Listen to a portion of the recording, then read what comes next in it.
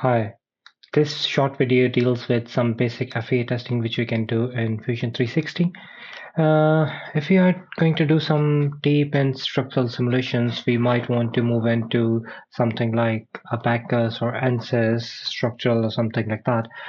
But to get an informed design, doing some FEA simulations inside your CAD software, that's a really good idea. For that purpose, we are going to be taking the example of this bracket. Uh, I have designed this bracket like a very simple bracket, which is going to be attached to the wall from this surface, essentially this surface which is highlighted now, by using three pin joints, essentially three bolt connectors over here, here, and here onto these three surfaces. I have designed that like by simply extruding a bit up and then creating a hole and patterning it those holes around across the path. This is going to be my surface on which I'm going to be applying my load up. So now I want to optimize my design or see where the most of the stresses are going to be happening, or how can I modify my design? Can I reduce the thickness up? Do I need to increase the thickness, or would I need to apply or make a rib or somewhere over here? Would it be able to support the required load or not? For that purpose, what we're going to do is the first thing we are going to do is we are going to go from our design pane to our simulation pane. Once I click on that, in the new window, I would have quite a lot of options which I can do. I can do static stress model frequencies, I can do shaped optimization, dynamic event simulation, some thermal stresses, electronic cooling. I can do all these some basic kind of simulations. For the purpose of this video, we are going to stick to some static stress. So I am going to click on create study. So once I have clicked on the create study, you'll see that my top window has changed to something new and my model tree shows like where I am at. So again, we are going to go left to right in this thing, as we do in Fusion, and top to bottom. We can start changing things up. If we have some assembly, we can use a simplify command and we can click on the things which we want to simplify. For example, maybe if we have some threads over here, we can replace it by a cylindrical primitive. If we have some complex shape, which on which we don't want to calculate so many stresses up, we can simplify that by adding in some primitives. The next section, the previous section to that is a study. We have already created our study. If you want to add in any new study in here, you can always create from here. Materials, from the materials pane, I'm gonna go to study materials. Study materials by default, it's going to be same as model. Right now I have my design model as steel. If I want to change that, I just need to click over here and I can choose any. Let's try to go and try to make it out of plastic maybe. So ABS plastic. So by if I do this thing now, in my study, Fusion is going to take into account the model of the material of this model as ABS plastic, but in my design window, it's still going to keep the model as the model material as steel. So I'm gonna go ahead and click on OK. Uh, the next thing which I want to do over here is tell Fusion that how this object is constrained, or how this object is present in the physical space. It is not going to be floating in the air. So we have to tell it where we are going to attach the bolt connectors to it, how this thing is connected to in the 3D space. So that's what I'm going to do. I'm going to go in constraints, structural constraint. So I'm going to select these three surfaces on which it is going to be fixed. So my bolt is going to be exerting all the forces all across this surface essentially, and it is going to be connected over here. So it is going to support my bracket from these points. So I'm going to go ahead and press OK. Also, this surface, when this is connected, this cannot move in x direction now, essentially. So it is constrained in x direction by over here. So I'm going to apply this constraint over here.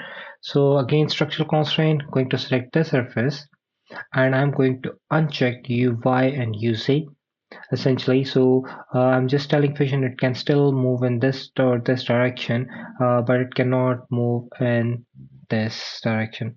I'm gonna go ahead and press OK. The next thing I would need to tell like Fusion where my load is being applied and how much load is there. I can apply quite a few kind of loads. So first thing which I'm going to do is I'm going to add gravity. I'm going to induce the effect of gravity in here. By default, my gravity is being applied to the right thing. Maybe sometime if you have something like this, if you have, depending upon the design of your model, what you can do is you can always click on angle delta and you can change the angle of gravity where the gravity is being applied. Right now, again, we are on Earth, so the magnitude of gravity is going to be 9.81, something like that. I'm going to press OK. Uh, I need to apply some structural load. So the structural load I'm going to apply as force over here, and I'm going to apply a force of 200 newtons. Uh, it is going to stay with ABS plastic, so let's increase the force maybe to 500 newtons and let's see what's going to happen. For your assessment kind of things, again, you need to apply a force of 200 newtons. Uh, that is more than enough for our PCB jig which you are designing. I'm going to go ahead and press OK. The next thing which I need, what I is in my window is contacts. That would be in case of assemblies. So if you are trying to do a structural analysis on a full assembly, you can always click on automatic contacts. What it's going to do is it's going to find the places where your contacts are, and it's going to try to generate some few contacts. Right now it's going to give me an error that no context detected because there's only one body in this design. So if you have more than one body, you can define how those bodies are connected together. The next thing which I want to do is I need to see at my degree of freedom view.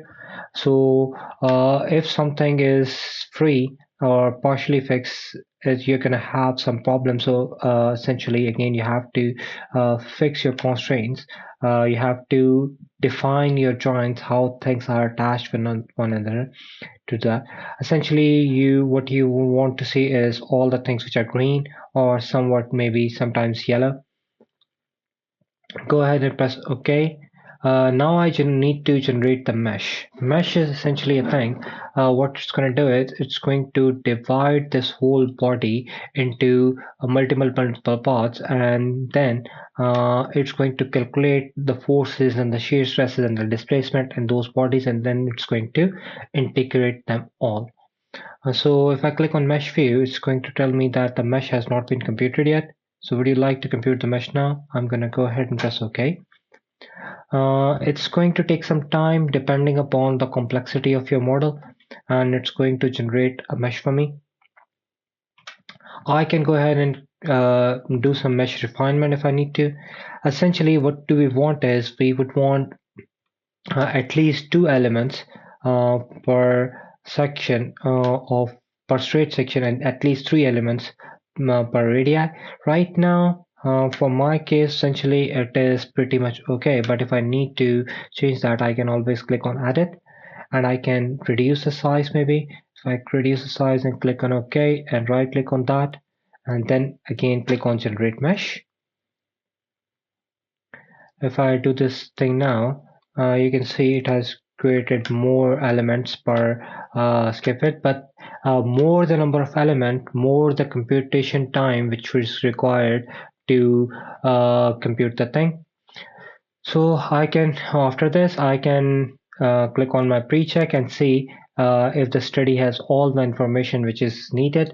So if there is something missing, it's going to tell you what it has missing over here, and you can always use the help menu of Fusion, which is quite good in dealing with quite few basic problems It can tell you a lot of information about that. I'm gonna go ahead, press OK, and then I can click on solve.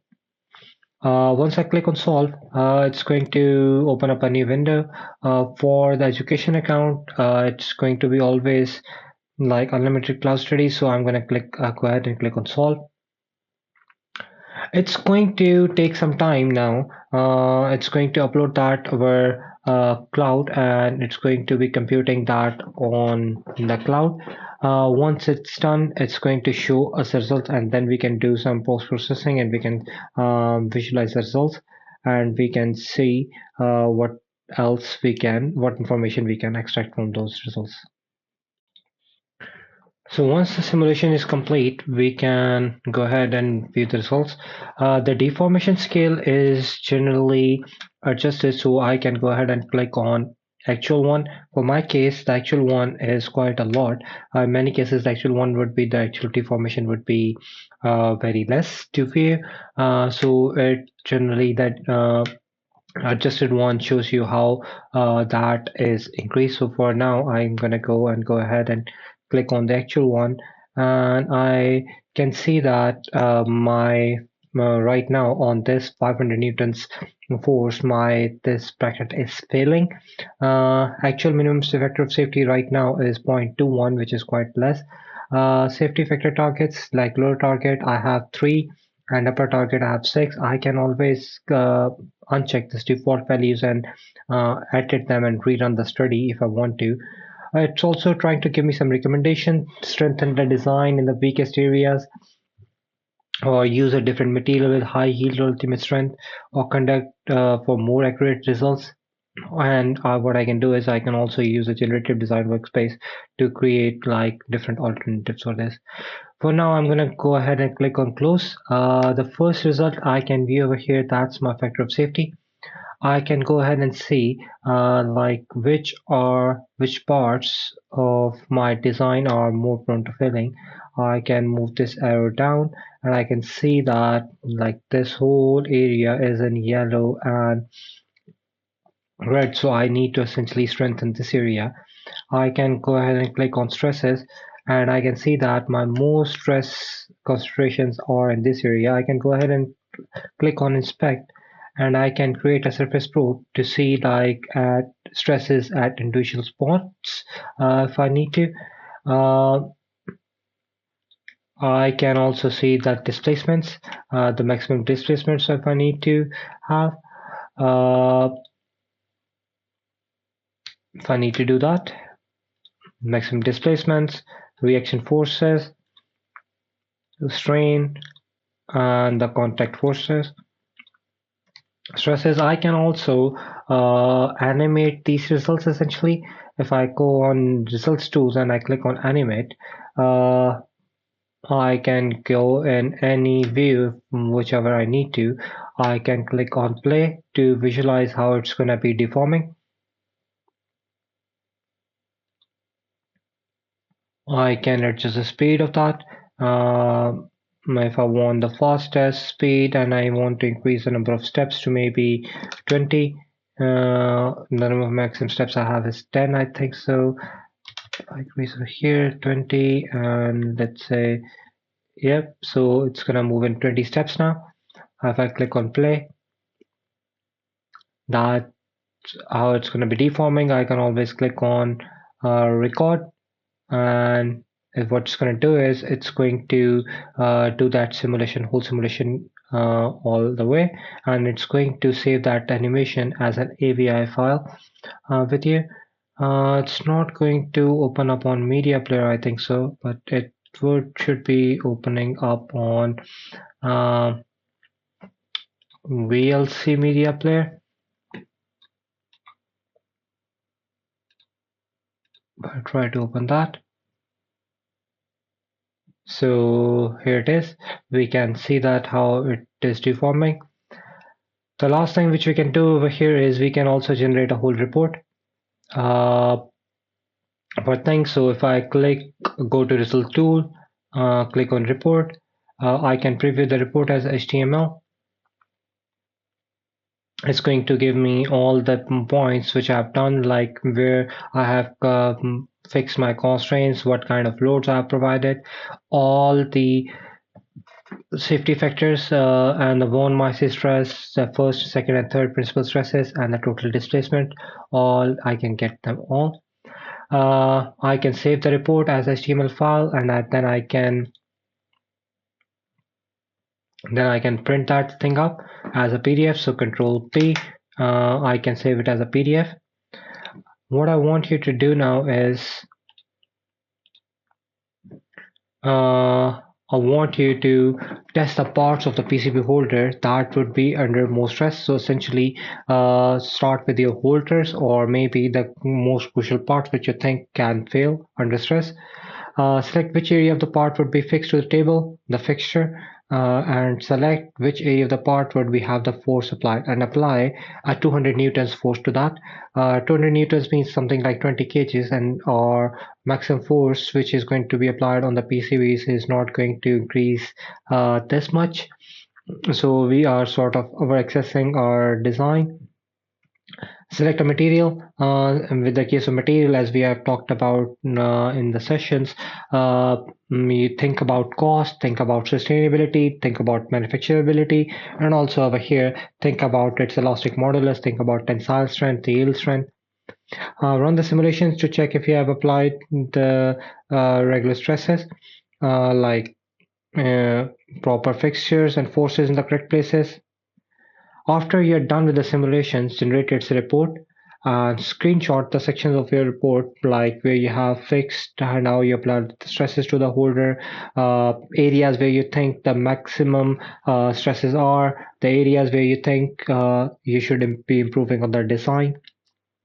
Evaluate each of those images and give out suggestions how this product can be further improved, or what should be kept in mind while using this product. And also, please, after you are done with all this testing and all this analysis, go back to your design and do some improvements in your design, essentially to improve at the points where your design is lacking. For example, if try to add or remove the material, if your say factor of safety is too high, essentially your can you remove the material? Can If you can remove the material, essentially you are saving the cost. So, what improvements you can propose after the simulations, and what improvements did you perform in your design? After you are done with doing those improvements, retest your design and explain how the results are improved. This deals with our learning objective 2 and learning objective 3. And essentially, we are doing task 9, the CAD testing. If you have any questions, you can always email me. I would be there to reply you, and see you in the next session. Thank you very much.